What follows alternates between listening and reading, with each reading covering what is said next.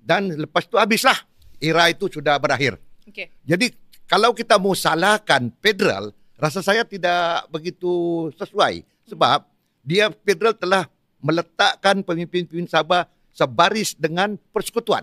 6 menteri daripada Sabah, full minister, dan 8 timbalan menteri. Bayangkan, imagine. Okay.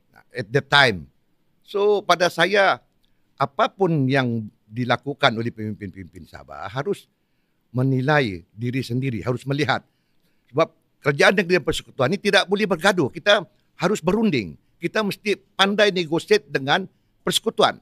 Kita tengok Sarawak. Dia orang tidak backing on the public, on the paper regarding MA63. Tidak pernah. Did you see pemimpin Sarawak berteriak-teriak di mana-mana semata-mata MA63?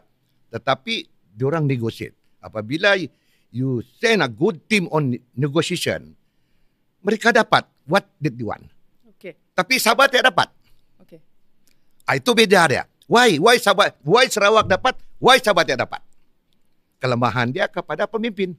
Mereka tidak tahu berdiskusi, berbincang bagaimana untuk mendapatkan. Sedang politik itu, daripada awalnya, politik adalah seni yang halus untuk mendapatkan kuasa.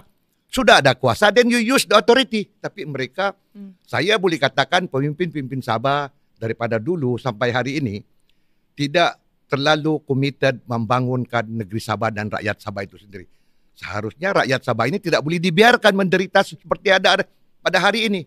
Sebab itu saya selaku ketua parti, saya memberi jaminan. Apabila kita diberi mandat, kita akan melakukan kuasa ini untuk berunding dengan kerajaan persekutuan dan mendapatkan apa yang patut